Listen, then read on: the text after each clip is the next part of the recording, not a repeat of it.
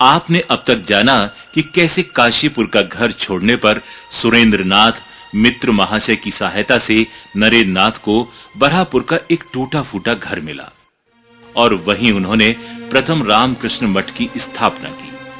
कई तरुण सन्यासी उनके साथ आए और जब तब के दिन बिताने लगे। वे दिन उन सभी के लिए बेहद कष्टप्रद थे। कई युवक परिवार के लोगों को ताड़ना से घर लौटना पड़ा। नरेंद्र पहले तो अपने घर के मामलों को लेकर के बहुत व्यस्त थे। ज्यों ही उन्होंने थोड़ी फुर्सत पाई और सन्यास का आदर्श पालन करने के लिए स्वयं को मुक्त अनुभव किया, उस समय जो युवक अपने घर लौट करके पढ़ने लिखने में लग गए थे, उन्हें वराहनगर ले जाने के लिए, उनके मन में वैराग्य जगाने के लिए वे कटिबद्ध हो गए। घंटों उनके साथ वे तर्क वितर्क में रत रहकर अपने उद्देश्य को सिद्ध करना चाहते थे। नरेंद्रनाथ की उद्दीपनकारी वाक पटुता से उनके गुरु भाइयों के मन में पहले की बात जल उठती और उस समय के लिए सांसारिक वासना प्रभावहीन हो उठती। कोई कोई नरेंद्र की पुकार पर अध्ययन आदि छोड़कर वराहनगर जाते, किंतु व्यथित नहीं थे। घर लौटकर नरेंद्रनाथ के फिर आने के भय से जब वे सब बंद कमरे में अध्ययन में निहित रहते, तभी नरेंद्रनाथ अचानक आंधी की तरह उपस्थित होकर घर के दरवाजे को हाथ से थपथपाकर दरवाजा खुलवाते और गुरु भाई को राजमार्ग पर खींचकर अभिभावक के पीछे अग्निमयी वाणी का स्रोत बहा देते। वे कब किसके घर उपस्थित होते, इसका कोई ठिकाना नहीं था। आठपुर के बाद त्याग की आकांक्षा तीव्र होकर स्थिति दूसरी तरह हो गई। क्रमशः शशि, निरंजन, राखाल, शरद, शारदा और सुबोध मठ में ही रहने लगे। कुछ महीने बाद ही वृंदावन से लौटकर लाटू ने भी योगदान किया। हरि के आने में भी देर नहीं हुई। श्री मां के वृंदावन से लौट आने पर योगेंद्र का भी मठ जीवन शुरू हो गया। गंगाधर सन 1887 ईस्वी के फरवरी महीने में गृह त्याग कर हिमालय और तिब्बत का भ्रमण करने निकले। इसलिए वे स्थायी रूप से मठ में 1890 ईस्वी के मध्य में आए और सबके अंत में स्वामी विवेकानंद के अमेरिका से लौटने के बाद हरिप्रसन्न आए थे। एक और व्यक्ति का नाम लेना आवश्यक है, वे हैं तुलसी। ये श्री रामकृष्ण को एकाधिक बार देखने पर भी उनसे घनिष्ठ रूप से नहीं मिले और इसलिए अपने को श्री रामकृष्ण का शिष्य नहीं कहकर स्वामी विवेकानंद के शिष्य के रूप में अपना परिचय देने में ही गर्व का अनुभव करते थे। समाज उन दिनों शंकराचार्य द्वारा अनुमोदित वैदिक सन्यास और अद्वैत वेदांत से भलीभांति परिचित नहीं था। वे लोग महाप्रभु श्री चैतन्य द्वारा प्रवर्तित श्रेवस्धारी बैरागी संप्रदाय को जानते थे। गंगा सागर के यात्री या जगन्नाथ के यात्री जटाजूटधारी नागाओं अथवा सामान्य गेरुआ वस्त्रधारी 2-4 सन्यासियों को उन्होंने देखा था। चैत्र संक्रांति के मेले के सन्यासी और विरल मुट्ठी भर कौल सन्यासियों को वे पहचानते थे, किंतु शिक्षित मध्य वर्गीय परिवार के युवक वृंद दल के माता पिता को रुलाकर और सांसारिक संपन्नता को ठुकराकर संघबद्ध रूप से मठ जीवन यापन करेंगे तथा अनुष्ठान के रूप में एकमात्र गुरु पूजा के सहारे वेदांत सम्मत साधना मार्ग में अग्रसर होंगे। ये एक नई बात थी। इस धारा की पुष्टि होने में समाज का कल्याण होने के बदले अकल्याण होने की आशंका थी। इसीलिए पहली अवस्था में श्री रामकृष्ण मठ लोकप्रिय नहीं हुआ। मोहल्ले के लोग उन दिनों मठ के विरोध में थे, झूठी निंदाएं किया करते थे। जब साधुगण गंगा स्नान करने जाते तो दुष्ट लड़के बगुले दिखाते और कहते, अरे सब राजहंस जा रहे हैं। मोहल्ले के लोगों का संदेह कितना प्रबल और अश्लील था, इसका परिचय एक घटना से मिलता है। स्वामी विवेकानंद के गले की आवाज नारियों की भांति कोमल थी। वे जब गाते तो दूर से सहसा नारी के स्वर का भ्रम होता। एक रात वे मठ में गाना गा रहे थे। उसी समय मोहल्ले के कुछ लोग यह निश्चय कर बैठे कि निश्चित ही मठ में किसी स्त्री का आगमन हुआ है। ऐसे भ्रष्टाचारों को हाथों हाथ प्रमाणित कर भ्रष्ट साधुओं को समुचित दंड देने की मंशा से कुछ लोग इस प्रयास में अग्रसर हुए और बाहरी दरवाजा बंद रहने के कारण दीवार फांदकर संगीत सभा में अचानक उपस्थित हो गए। किंतु उन्होंने देखा कि ये तो नारी नहीं पुरुष है। इसके बाद स्वयं ही पराजित होकर सिर झुकाकर अपनी गलती स्वीकार की और क्षमा याचना की। कहने की आवश्यकता नहीं है कि साधुओं ने लेश मात्र क्रोध या शोक प्रकट किए बिना उन लोगों को हंसते हुए विदा किया। नरेंद्र नाथ और उनके साथी इन घटनाओं से विचलित नहीं होते थे। वे अपने अपने कामों में व्यस्त रहते और वक्त मिलते ही दानव कमरे में इकट्ठा होकर नरेंद्र रचित भजन गाते। हम पहले भी जान चुके हैं कि मठ में सन्यासी कितनी तकलीफ और भूखमरी सहते थे। भिक्षा के सहारे भोजन मिलता था, वह भी 1 जून का। सन 1890 ईस्वी के 13 अप्रैल को बलराम बाबू को और 25 मई को सुरेंद्र बाबू के देहांत पर स्थिति अत्यंत संकटजनक हो गई थी। ऐसी कि एक बार मठ के खर्च के लिए शशि को शिक्षक का कार्य करना पड़ा था। हाँ, यह कुछ ही दिनों तक करना पड़ा था। विपत्ति के उन दिनों में गिरीश बाबू ने निसंकोच भाव से दान दिया था। वराह नगर की दरिद्रता को नरेंद्र सहन नहीं कर पाते थे। कभी कभी तो शशि से झगड़ा भी हो जाता था। शशि, मुझसे ये दुर्दशा और देखी नहीं जाती। छोटे छोटे सन्यासियों को हम भरपेट खाना भी नहीं दे पाते। आप नाहक परेशान हो रहे हैं। किसी ने कुछ कहा क्या? कोई कहेगा तब मुझे मालूम पड़ेगा। अंधा तो नहीं हूं मैं। दिनों दिन बेचारे नमक और चावल खा रहे हैं। क्यों? कभी कभी कुंदरू के उबले हुए पत्ते भी तो मिल जाते हैं। कुंदरू के पत्ते, वे बेल भी तो बाकी नहीं बचे। सब तो हम खा गए। ऐसे बोल रहे हो जैसे रोज उन्हें राजभोग परोसा जाता है। सन्यासी हैं, थोड़ा कष्ट तो उठाना ही पड़ेगा ना। पहले जिंदा तो रहें, फिर कष्ट भोग लेंगे। नहीं नहीं शशि, ऐसा ज्यादा दिन नहीं चल सकता। ये आश्रम बंद कर दो। परेशान ना हो भाई, सब ठीक हो जाएगा। सुरेंद्र नाथ जब तक थे तब तक वे मठ की खोज खबर रखते थे। असल बात यह थी कि सभी सन्यासी भद्र संतान थे। अपने अभाव की बात दूसरों से कहना उनके लिए लज्जा की बात थी। और श्री रामकृष्ण के नाम पर जिन्होंने ग्रह त्याग किया है, वे क्या इतना भी उनके ऊपर निर्भर नहीं रह सकते?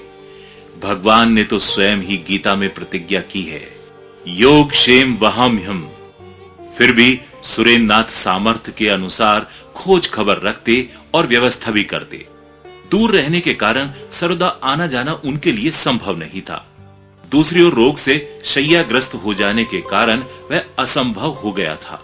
सब सोचकर उन्होंने छोटे गोपाल को ये कहकर मठ में रहने के लिए राजी करा लिया था, मैंने तुम्हारे परिवार के सारे खर्चे अपने कंधे पर ले लिए हैं। तुम मठ में रहकर घर के कार्य आदि करना और नित्य या 1 दिन के बाद मेरे पास आकर मठ के भाइयों का समाचार देना। खासकर ये ध्यान रखना कि ज्यों ही उन लोगों के भोजन आदि का अभाव देखो, त्यों ही मुझे ये मालूम हो जाए। गोपाल ने परमहंस देव का सानिध्य पाया था एवं सन्यास ग्रहण करने की भी उन्हें इच्छा थी, किंतु 2 छोटे-छोटे भाइयों और विधवा माता के भोजन वस्त्र का भार कंधे पर रहने के कारण वो नहीं हो पाया। अब भोजन वस्त्र की दूसरे प्रकार से व्यवस्था होगी और वे सभी साधु रूप में मठ में रहने का सुयोग पाएंगे। ये देखकर गोपाल सुरेंद्र बाबू के प्रस्ताव से सहमत हुए थे। मठ में जो ही अभाव या अनाहार की स्थिति होती, वे सुरेंद्र बाबू को सूचित कर देते और सुरेंद्र बाबू भी उन्हें तभी आवश्यक वस्तुओं को खरीदने के लिए रुपए दे देते। साथ साथ सतर्क कर देते कि उनका नाम प्रकट ना होने पाए, क्योंकि वे जानते थे कि बात फैल जाने पर मठ के भाईगण उनकी सहायता लेने में संकोच करेंगे। गोपाल उन वस्तुओं को मठ में ले जाते और साधुओं के पूछने पर कहते कि यह सब एक भद्र व्यक्ति ने भेज दिया है, मैं तो किसी तरह नहीं लेता। किंतु वे बहुत अनुरोध करने लगे, क्या करता, इसी से लेना पड़ा। और दूसरे मददगार थे श्री बलराम बसु। वे एक दिन अचानक मठ में आ अपनी आंखों से साधुओं के उपवास का हाल देखकर इतने मर्माहत हुए कि घर लौटकर उन्होंने अपनी धर्मपत्नी से कहा कि वे उस दिन कुंदरू के पत्ते के सुक्तो यानी एक तरह का व्यंजन जो बंगाल में प्रचलित है, उसे छोड़कर कुछ नहीं खाएंगे। पत्नी ने सोचा ये तो पेट के मरीज हैं, संभव था आज रोग बढ़ गया है, किंतु बाद में ये जानकारी मिली कि मठ के भाइयों की दुरावस्था देखने के बाद उन्हें और खाने में रुचि नहीं है। कहने की आवश्यकता नहीं कि इसके बाद बलराम बाबू सुविधानुसार बीच में कुछ साग सब्जी और भोजन की सामग्री आदि मठ में भेज दिया करते थे। अभाव के इन दिनों में एक तीसरे मित्र का भी आगमन हुआ था। उनका नाम था योगेंद्र नाथ चट्टोपाध्याय। वे बहुत फुर्तीले थे और बहुत कहानियां जानते थे। काफी उदार स्वभाव था। खाने और खिलाने में प्रेम था। लोग कहते कि वे खा खाकर दरिद्र हो गए थे। मठ के सभी लोगों से वे प्रेम करते थे। आगे चलकर जब कई अवसरों पर मठ में खाने के लिए प्राय कुछ भी नहीं रहता, तो यह जान लेने पर बाजार से स्वयं सामान खरीद कर ला देते थे। मठ में वस्त्र आदि भी अत्यंत दरिद्र के समान थे। पहनने के लिए प्रत्येक को मिला एक कौपीन और एक गेरुआ चादर।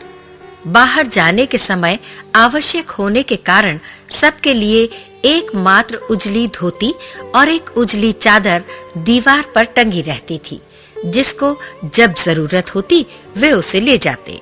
गृह सज्जा के उपकरणों में प्रत्येक के लिए एक चटाई पर बिछी चादर, कुछ जप मालाएं, दीवार पर लगी कुछ श्री राम कृष्ण और देवताओं की तस्वीरें और मित्रों के द्वारा दी गई प्रायः 100 के लगभग बंगला, संस्कृत और अंग्रेजी की पुस्तकें थीं।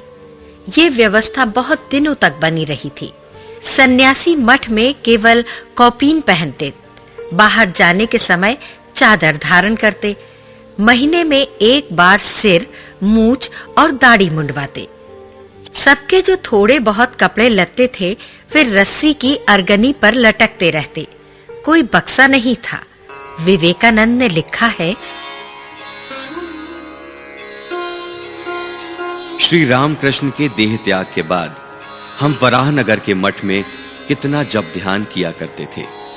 सुबह 3 बजे सब जाग उठते थे। शौच आदि के बाद कोई स्नान करके और कोई कपड़े बदलकर मंदिर में जाकर जप ध्यान में डूब जाया करता था।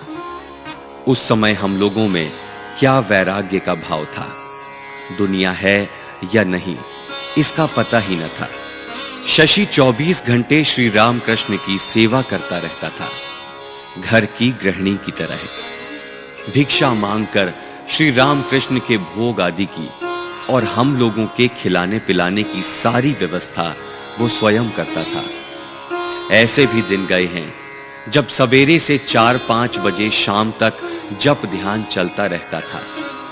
शशि फिर खाना लेकर बहुत देर तक बैठा रहता और अंत में किसी तरह से घसीटकर हमें जप ध्यान से उठा दिया करता था।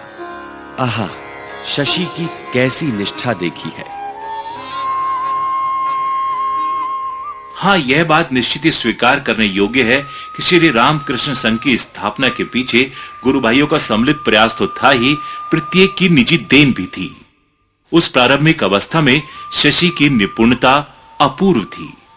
हमने देखा है कि नरेंद्र नाथ ने भी इसे स्वीकार किया है और एक बार उन्होंने अमेरिका में लिखा था, आहा, शशि ने मठ को कैसा जागृत बना रखा है। उसकी निष्ठा एक बहुत सुदृढ़ आधार है। मठ के भाईगण जब ईश्वर प्राप्ति की आकुल आकांक्षा से इधर उधर तीर्थ दर्शन को जाते या दूर दूरांतर में तपस्या में लीन रहते, तब शशि ही मठ की ठाकुर पूजा आदि को लेकर अटल अचल सुमेरु की भांति वराहनगर में रहा करते। अभाव के दिनों में सन्यासीगण भिक्षा के लिए बाहर निकलते। किसी दिन केवल थोड़ा सा अन्न लेकर या किसी दिन खाली हाथ लौटते। ऐसे में एक दिन 4 साधु लौटकर जब श्री रामकृष्ण के भोग के लिए कुछ नहीं दे पाए, तब निश्चय किया गया कि उस दिन भूखे रहकर दिन भर भजन किया जाएगा। जैसी बात वैसा कार्य। किंतु श्री रामकृष्ण के भोग की व्यवस्था नहीं कर पाने से शशि को तो शांति नहीं थी। दूसरों को बिना बताए वे एक परिचित पड़ोसी के घर गए। उस घर के अन्य सब लोग मठ के विरोधी थे, अतः उस पड़ोसी मित्र ने शशि का वृत्तांत सुनकर खिड़की से एक पाव चावल, कुछ आलू और थोड़ा सा घृत दिया। उस दिन उसी से श्री रामकृष्ण को भोग दिया गया। अंत में प्रसाद के कुछ पिंड बनाकर शशि ने दानवों के घर में प्रवेश किया और भजन में निरत साधुओं में से प्रत्येक के मुख में एक एक पिंड घुसा दिया। साधुओं ने खाकर आनंद पूर्वक पूछा, ये अमृत तुझे कहां मिला शशि भाई? वे मानो मठ की मां थे। सबको सुख सुविधा देना, सभी विषयों की देखभाल करना और सारे सामानों को ठीक से रखना उनका स्वेच्छा से स्वीकृत कर्तव्य था। और श्री रामकृष्ण की सेवा का प्रत्येक अंग जिससे त्रुटिहीन रूप से संपन्न हो, उस ओर भी उनकी तीक्ष्ण दृष्टि रहती थी। पैसे के अभाव के कारण नौकर रखना संभव नहीं था। इसी से गृहस्थी के सारे कार्य उन लोगों को अपने हाथों से करना होता था। झाड़ू लगाना, पाखाना साफ करना, बर्तन मलना, पानी ढोना, यहाँ तक कि बीच-बीच में रसोई आदि भी बनानी होती थी। नरेंद्र नाथ को तनिक भी अवकाश न था। वे ब्रह्म मुहूर्त में शैया त्याग कर गुरु गंभीर ध्वनि से गुरु भाइयों को पुकार कर कहते, हे अमृत के पुत्रगण, अमृत का पान करने के लिए जागो जागो। फिर जप ध्यान आदि समाप्त कर वे सब एक कमरे में सम्मिलित हो जाते। नरेंद्र नाथ किसी दिन गीता का तो किसी दिन थॉमस ए कैंपिस लिखित ईसानुसरण का पाठ करते। कभी उन्हें अनुप्रमाणित करने के लिए कहते, कर्मण्ये वाधिका रस्ते मां फलेषु कदाचन। या कभी गीता बंद करके कह उठते, क्या होगा गीता पाठ करके? गीता शब्द 10 बार कहने से जो होता है वही। गीता गीता गीता, त्यागी त्यागी त्यागी। चाहिए त्याग, कामिनी कंचन का त्याग। त्याग ही गीता का आदर्श है। इसके बाद दोपहर दैनिक कार्य, जप, ध्यान, सत्संग आदि में बिता देने पर तीसरे पहर में शशि उन लोगों को खींचकर भोजन करने के लिए बिठा देते। थोड़ा विश्राम करने के बाद फिर शाम तक इसी प्रकार 2 घंटों तक चलने वाली श्री रामकृष्ण की आरती शुरू होती और सभी उसमें सम्मिलित होते। आरती के समाप्त होने पर छत पर बैठकर देर रात तक सीताराम नाम गान या दूसरे प्रकार के भजन आदि चलते रहते।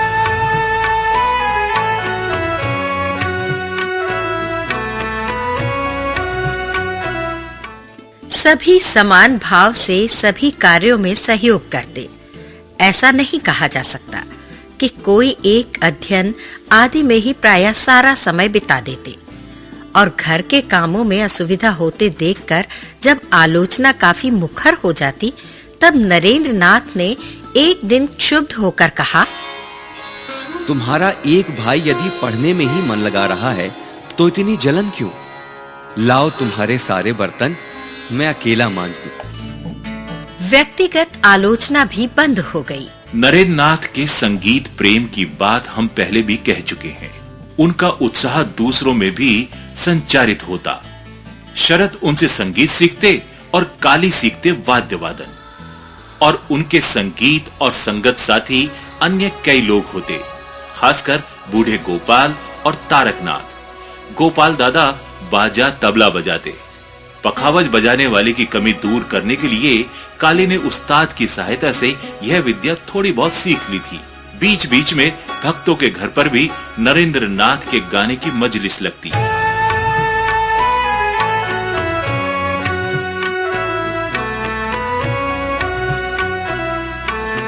नाही सूर्यो नाही ज्योति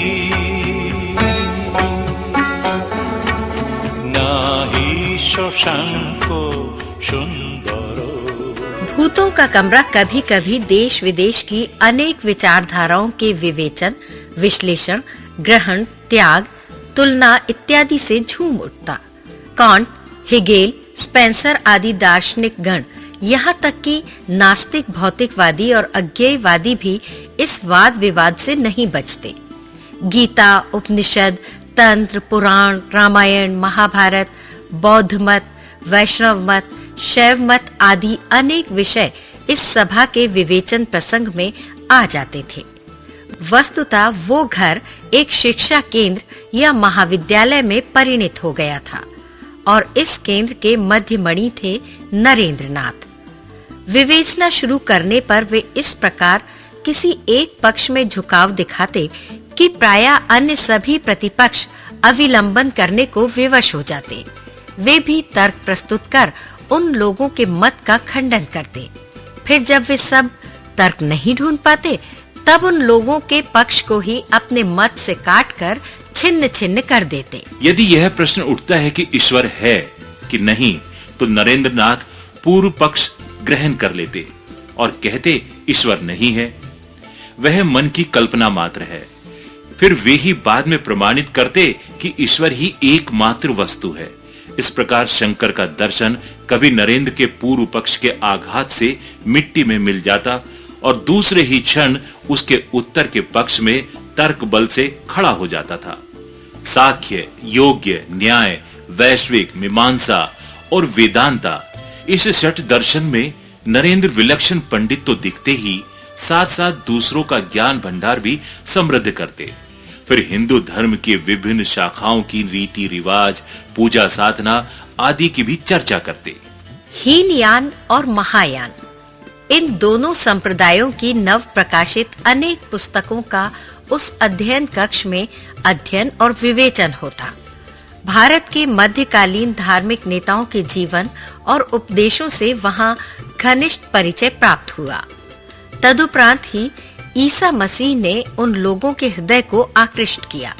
साथ साथ बाइबल और ईशानुसरण आदि ग्रंथों का भी उन लोगों ने भली भांति अध्ययन कर लिया।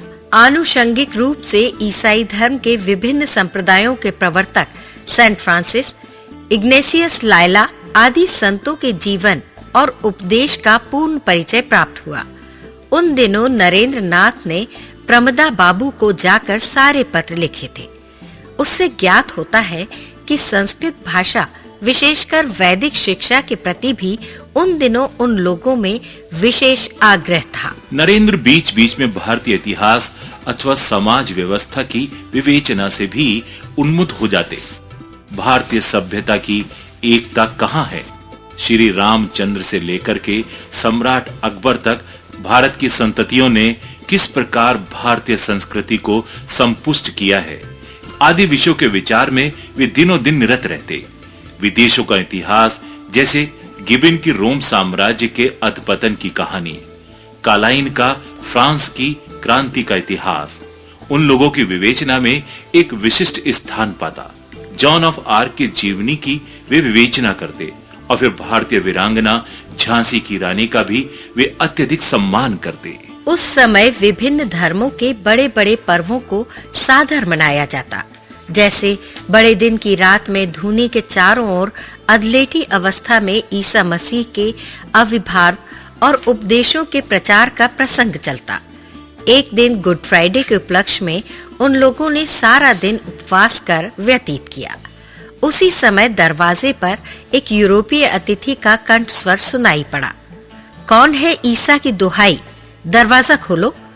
तभी द्वार खोलकर सभी उन्हें घेर कर बैठ गए।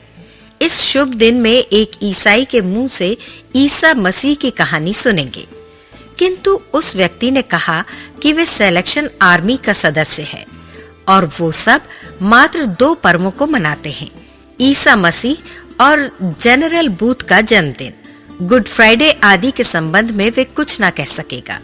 सन्यासियों ने आश्चर्यचकित होकर कहा, ये क्या, जिस दिन आपके भगवान ने क्रूसबिद्ध होकर शरीर त्याग किया, उस दिन की कहानी भी नहीं जानते। और वे विदेशी लज्जित होकर जल्दी से चला गया। आलेख डॉक्टर पापिया दास गुप्ता, निर्देशन प्रमोद शर्मा, परिकल्पना श्री राम तिवारी, समन्वय संजय यादव। मध्य प्रदेश शासन संस्कृति विभाग, स्वराज संस्थान संचालनालय की प्रस्तुति।